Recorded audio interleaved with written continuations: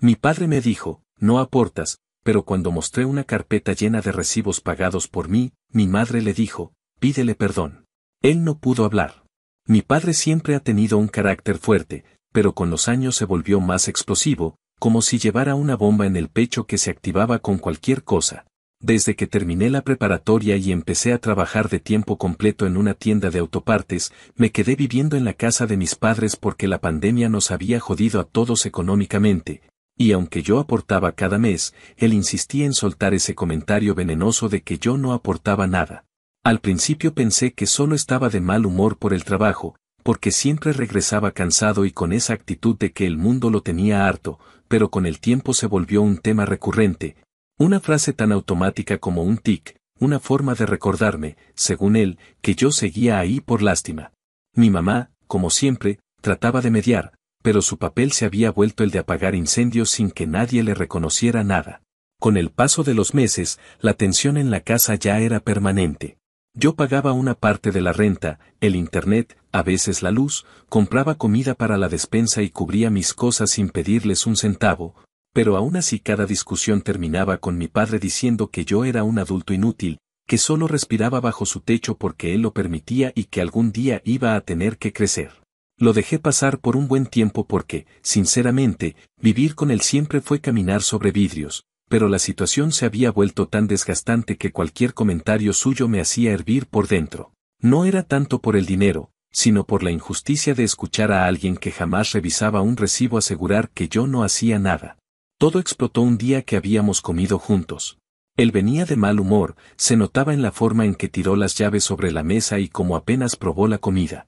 Mi mamá intentaba hacer conversación, pero él respondía con monosílabos. Yo me mantuve callado para no provocarlo, aunque sabía que en cualquier momento iba a buscar una excusa para desquitarse. Cuando mencionó que el recibo del agua había llegado más alto que de costumbre, lo hizo con una mirada directa hacia mí, como señalando que era mi culpa. Yo le dije que ya lo había pagado, como todos los demás meses.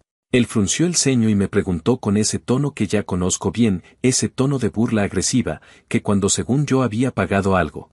Respondí que tenía los recibos y que podía mostrarlos si quería. Mi mamá me miró en ese instante con esa expresión de súplica muda, esa que decía por favor, no empieces, pero ya no estaba dispuesto a dejar pasar nada. Me levanté sin decir una palabra y fui a mi cuarto por una carpeta azul donde guardo los comprobantes de todo lo que he pagado desde que empecé a trabajar. No lo hacía para presumir nada, sino porque aprendí que en esa casa, si no tienes pruebas, tus palabras no valen. Regresé al comedor, solté la carpeta sobre la mesa y ésta se abrió, dejando que los recibos se regaran como si fueran cartas mezcladas por el aire. Recuerdo cómo mi mamá se quedó viendo el montón de papeles sin saber qué decir mientras yo le señalaba a mi padre que ahí tenía 2 años completos de aportaciones. Él no decía nada, solo veía un recibo con la misma expresión con la que ve algo que no entiende o que no quiere entender. Yo le dije que cada mes pagaba algo distinto, que nunca he vivido gratis y que si no se había dado cuenta era porque nunca se había molestado en revisar nada. Mi mamá tomó algunos recibos y los leyó en silencio. La vi ponerse rígida cuando entendió que efectivamente yo había estado cubriendo muchos gastos, y aunque trató de mantener la calma, su voz se quebró cuando le dijo a él que debía pedirme perdón. Escucharla decir eso fue tan extraño como doloroso, porque por fin alguien más en la casa estaba reconociendo que yo no era el problema. Mi padre, en cambio, se quedó congelado, como si estuviera atrapado entre la vergüenza, la rabia y el orgullo que no quería soltar. No dijo una sola palabra. Simplemente se levantó de la mesa, se fue al patio y se quedó mirando la nada con los hombros tensos y el rostro duro.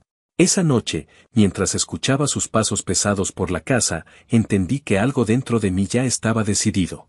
No era solo cansancio, era una acumulación de años en los que siempre cargué con insultos, menosprecios y comparaciones, como si mi existencia fuera una molestia constante. Descubrí que ya no quería vivir así y que no iba a permitir ni un solo comentario más sobre lo que aporto o dejo de aportar. Fue en ese momento cuando pensé que, si él quería jugar al hombre que sostiene la casa solo, entonces iba a tener que aprenderlo a la mala. Y ahí empezó todo, no con gritos ni una pelea, sino con la certeza silenciosa de que lo iba a dejar caer con su propio peso, usando únicamente la verdad que él se negaba a ver. Actualización 1. Habían pasado unas 3 semanas desde aquella tarde en la que dejé la carpeta azul sobre la mesa y vi a mi padre romperse por dentro sin admitir una sola palabra. Durante esos días la casa se volvió un territorio extraño, como si todos estuviéramos aprendiendo a movernos entre ruinas que ninguno quería reconocer. Mi padre no volvió a mencionar el tema, pero tampoco habló mucho de nada. Caminaba con una rigidez que no le había visto antes, como si temiera que cualquier comentario mío o de mi madre volviera a poner frente a él aquello que tanto quería ignorar. Mi mamá trataba de mantener el ambiente estable, pero la tensión se notaba en la manera en que lavaba los platos con más fuerza de la necesaria o como evitaba que coincidiera con mi padre en la cocina. Yo, por mi parte, decidí mantenerme al margen y observar, porque ya había entendido que para mi padre no hay golpe más fuerte que el silencio ajeno cuando está acostumbrado a tener la última palabra. En esos días empecé también a buscar opciones para mudarme. No tenía planes inmediatos de irme porque todavía estaba juntando algo de dinero y no sabía con quién podría compartir un lugar que no se tragara todo mi sueldo, pero comencé a revisar anuncios, a preguntar en el trabajo y a considerar posibilidades. La idea de irme tomaba fuerza cada día, aunque también sabía que todavía no podía hacerlo. Sin embargo, necesitaba actuar con calma, porque cualquier paso en falso sería usado por mi padre como munición para soltar de nuevo su discurso de que yo era un irresponsable o un ingrato. Lo irónico era que después de tantos años soportando sus comentarios, lo único que buscaba era un poco de paz, no un premio ni su aprobación. Lo que sí cambió desde ese día fue su manera de comportarse respecto a las cuentas de la casa. Durante años nunca se encargó de revisar qué recibos estaban al corriente o cuáles faltaban por pagar, confiaba en mi mamá para eso o simplemente se enteraba cuando algo se vencía. Pero después de lo ocurrido empezó a adelantarse a todo. Si el internet vencía en una semana, él lo pagaba de inmediato. Si la luz se renovaba en unos días, la pagaba antes de que yo siquiera lo revisara. Incluso compró varias cosas para la despensa cuando normalmente yo lo hacía. Al principio pensé que era casualidad, pero luego entendí que lo hacía con intención de quitarme cualquier posibilidad de mostrar otro recibo como prueba de que yo sí aportaba. Era como si tratara de recuperar un control que, según él, yo le había arrebatado al ponerle en la cara cada cuenta pagada por mí. No voy a decir que me enojó, porque en realidad me dio risa primero y luego me hizo ver con más claridad lo frágil que era su orgullo. La manera en que se aferraba a demostrar que él era el que mantenía la casa parecía la reacción de alguien que no soporta que la realidad le lleve la contraria. Mi mamá me confirmó, en una conversación silenciosa en la cocina mientras preparaba café, que él había estado revisando cada recibo apenas llegaba, como si estuviera compitiendo conmigo sin decirlo. Me dijo que lo veía inquieto, caminando de un lado a otro con los papeles en la mano como si al pagarlos antes que yo pudiera borrar todo lo que salió a la luz. Ella no lo decía con burla, lo decía con tristeza, porque sabía que él no estaba reaccionando desde la lógica, sino desde la vergüenza. Fue ahí cuando se me ocurrió que, si él quería demostrar que era el único que aportaba, entonces iba a tener que esforzarse más de lo que creía. Empecé a pagar todo lo que podía con anticipación, no para competir con él, sino para que entendiera que yo no necesitaba demostrarle nada con sus reglas. Fui adelantando pagos de internet por 3 meses, cubrí la mitad de la renta por 2 meses seguidos, pagué la luz en cuanto llegó el aviso y dejé comida suficiente en la despensa para un buen tiempo. Guardaba cada recibo en la carpeta azul, no para sacarla de inmediato, sino porque sabía que en algún punto él iba a explotar nuevamente. Incapaz de sostener ese papel de proveedor absoluto que tanto le gusta representar cuando su autoestima se tambalea. Durante ese tiempo, mi relación con mi madre cambió un poco. Ella empezó a tratarme con una suavidad distinta, como si finalmente hubiera entendido cuánto había estado cargando sin que nadie lo reconociera. Me pedía que la acompañara al supermercado, se sentaba conmigo a cenar cuando mi padre ya se había ido al cuarto y me preguntaba sobre mi trabajo sin ese tono distante que usaba antes. No era que de pronto se pusiera de mi lado abiertamente, sino que se notaba que estaba viendo las cosas con más claridad. Yo no iba a convertirla en árbitro entre mi padre y yo, pero agradecí esos pequeños gestos porque en esa casa, donde siempre ha reinado la tensión, cada palabra tranquila se siente como un descanso. Mi padre notó el cambio. No directamente, porque él nunca admite nada, pero sí en su actitud. Se volvió más callado conmigo, como si estuviera analizando cada movimiento que hacía para ver si encontraría algo que pudiera usar en mi contra. A veces entraba a la cocina mientras yo estaba ahí y duraba apenas unos segundos antes de salir. Otras veces se plantaba frente al refrigerador fingiendo que buscaba algo mientras en realidad solo evitaba mirarme. Su incomodidad era evidente, y mientras más incómodo se sentía, más me di cuenta de que mi silencio lo estaba afectando mucho más que cualquier discusión. Hubo una noche que marcó el inicio de lo que vendría después. Yo estaba llegando del trabajo y mi madre estaba en la sala, doblando ropa. Me dijo que el internet ya estaba cubierto, que mi padre lo había pagado por adelantado. Le respondí que no había problema, que yo igual ya lo había pagado antes, y ella se quedó en silencio.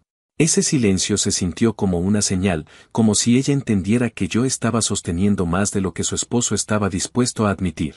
Esa noche, mientras ella guardaba la ropa y yo acomodaba mis cosas, escuché que discutían en su cuarto.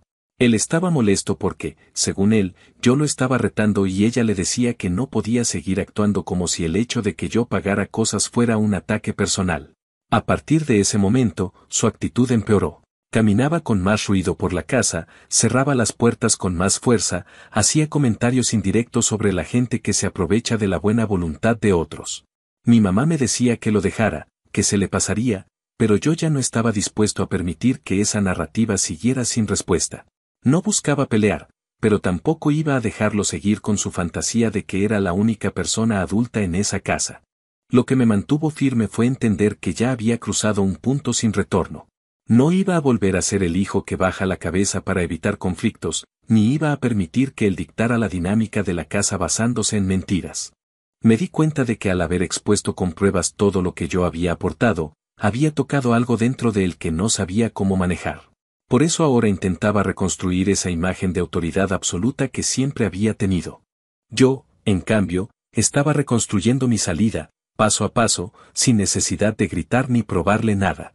Solo estaba esperando el momento en el que él soltara la última pieza que todavía lo sostenía y se dejara caer por su propio peso, y yo sabía que ese momento ya no estaba lejos. Actualización 2.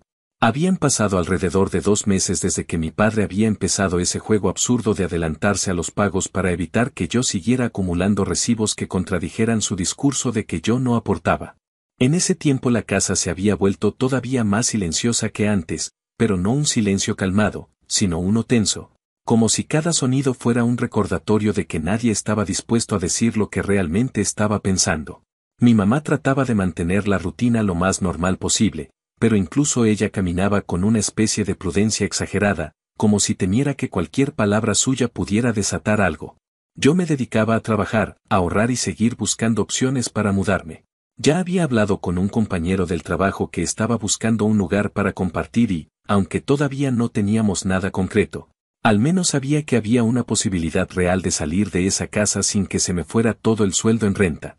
Esa idea me mantenía tranquilo mientras esperaba el momento inevitable en el que la tensión acumulada iba a reventar. Durante esas semanas, mi padre se había ido aislando cada vez más. Era evidente que no sabía cómo manejar la mezcla de vergüenza, orgullo lastimado y frustración que llevaba encima. Cada vez que yo entraba a una habitación donde él estaba, buscaba alguna excusa para salir o hacía un comentario pasivo-agresivo que, según él, no tenía mala intención, pero que todos sabíamos que estaba dirigido hacia mí. Lo curioso era que había veces en las que intentaba actuar como si todo estuviera bien, como si pudiera regresar al papel de padre autoritario sin que nadie recordara lo que había pasado. Sin embargo, le duraba poco. Bastaba que diera un recibo sobre la mesa o que escuchara a mi madre mencionar algo relacionado con la casa para que su expresión volviera a ponerse tensa, como si se estuviera preparando para una batalla que solo existía en su cabeza. Mi madre y yo habíamos entrado en una especie de alianza silenciosa. Ella ya no justificaba tanto sus reacciones ni trataba de convencerme de que él solo estaba estresado. Al contrario, cada vez que tenía la oportunidad me dejaba ver, sin decirlo directamente, que entendía por qué yo planeaba irme. A veces me preguntaba si necesitaba cajas o si había visto algún departamento que me gustara. Yo no le decía mucho, porque tampoco quería convertirla en intermediaria de algo que ella no podía solucionar. Lo único que podía hacer por ella era asegurarle que no la dejaría sola con un conflicto que yo mismo había ayudado a destapar, pero también sabía que en algún momento ella tendría que enfrentar a mi padre sin mí en la casa. La explosión llegó un día cualquiera, sin previo aviso, pero con la fuerza acumulada de años de tensión. Yo había tenido un día pesado en el trabajo y regresé algo cansado. Mi madre estaba guardando comida que yo había comprado cuando escuchamos que mi padre entraba por la puerta principal con pasos más pesados de lo normal. Apenas dejó sus llaves en la mesita de la entrada, soltó un comentario sobre cómo últimamente todo estaba desordenado, aunque no hubiera nada fuera de lugar. Mi madre intentó suavizarlo, pero él ya venía con un ánimo que no aceptaba mediación. Se metió a la cocina, abrió el refrigerador y, al ver la comida que yo había comprado, soltó una mezcla de burla y enojo que llevaba guardada días. Dijo que no tenía por qué gastar dinero en eso, que era innecesario y que lo hacía solo para provocar. La forma en que lo dijo no tenía nada que ver con la comida, era evidente que estaba hablando de otra cosa, de esa competencia absurda que él había creado y que ahora lo estaba desgastando.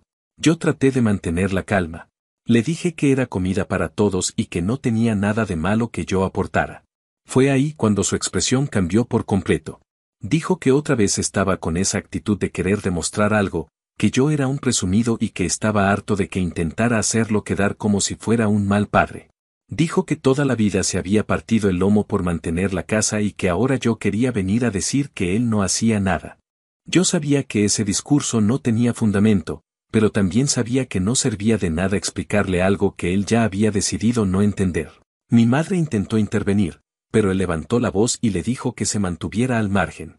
En ese momento yo sentí algo que no había sentido en mucho tiempo. No era miedo ni enojo, sino una claridad absoluta. No podía seguir dejando que él usara su frustración como arma contra mí. Así que fui a mi cuarto, tomé la carpeta azul y regresé a la cocina. No hice ningún gesto dramático, solo la coloqué en la mesa y la abrí frente a él. Le dije que ahí estaba todo lo que había pagado desde hacía años, que no tenía necesidad de mentir ni de competir con él, y que si se sentía amenazado por eso, era su problema, no el mío. Mi padre se quedó mirándome como si no entendiera qué estaba pasando. Mi madre se quedó quieta, mirando la carpeta con una mezcla de tristeza y resignación. Fue entonces cuando él perdió por completo el control. Dijo que en esa casa él mandaba, que yo no tenía derecho a cuestionarlo y que estaba cansado de mis actitudes. Su voz se escuchó en toda la casa, pero a mí no me movió nada.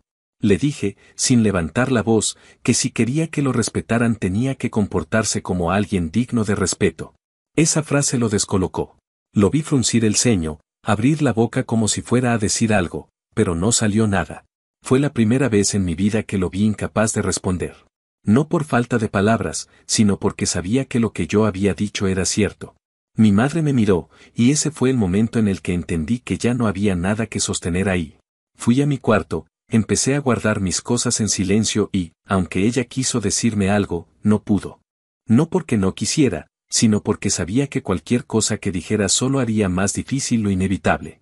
Mi padre se quedó en la sala, respirando pesado, como si acabara de recibir un golpe. Cuando salí con mis maletas pequeñas, él no dijo una palabra. Ni una disculpa, ni un reproche, ni una petición. Nada. Parecía más un hombre derrotado por sí mismo que un padre molesto. Esa noche me fui a dormir al departamento de mi compañero del trabajo, aunque todavía no era oficial que me mudara. Me prestó un cuarto improvisado y me dijo que podía quedarme ahí el tiempo que necesitara mientras buscábamos algo más estable.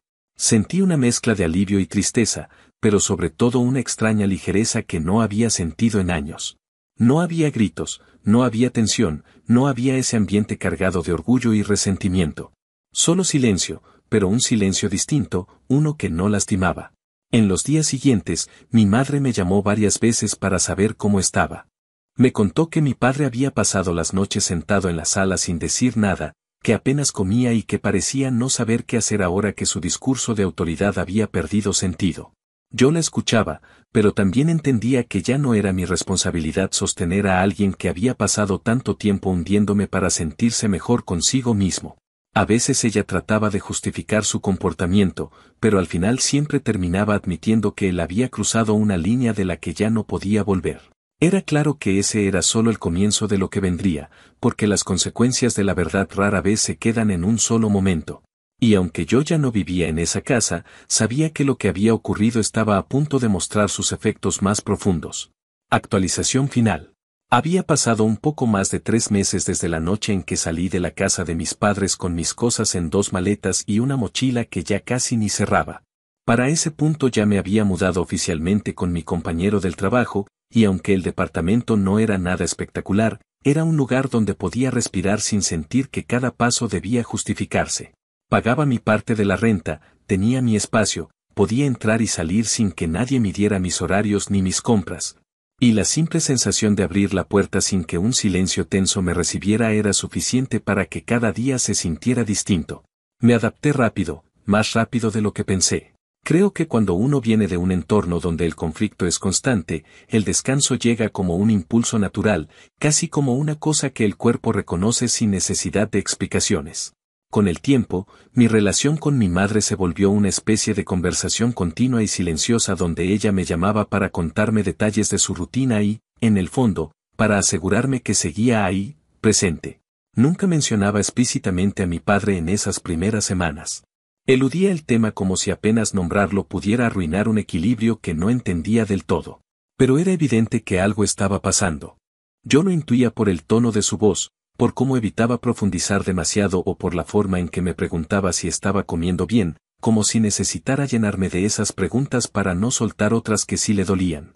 Un día, más o menos a mediados del mes, ella finalmente mencionó a mi padre. No lo hizo con dramatismo ni con la intención de despertar lástima, sino como quien relata un hecho que no termina de comprender. Me dijo que él había estado extremadamente callado desde que me fui, que pasaba mucho tiempo sentado frente al televisor sin prestarle atención a nada y que, cuando ella intentaba iniciar una conversación, él respondía con monosílabos o simplemente cambiaba de habitación. Me dijo que lo había encontrado varias mañanas revisando los recibos de la casa, no para pagarlos, sino para observarlos como si intentara descifrar algo que no encajaba en su cabeza. Después de un tiempo, entendí que ese comportamiento no era solo silencio o incomodidad. Era culpa, pero una culpa tan grande que no sabía cómo procesarla. Mi padre nunca había sido un hombre capaz de admitir errores, y mucho menos dispuesto a expresarlos. Su silencio era su forma de cargar aquello que no se atrevía a decir. Lo supe en cuanto mi madre me contó que un día, sin que ella le preguntara nada, él mencionó que la casa se sentía diferente, que había algo raro en los días, como si le faltara un ruido constante que llevaba años sin notar.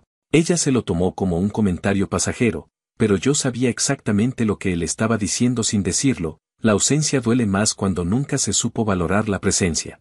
A finales de ese mismo mes ocurrió algo que marcó el punto en el que la situación dejó de ser solo distancia y se convirtió en consecuencia. Mi madre me llamó un domingo por la mañana, con esa mezcla de preocupación y sorpresa que uno identifica de inmediato.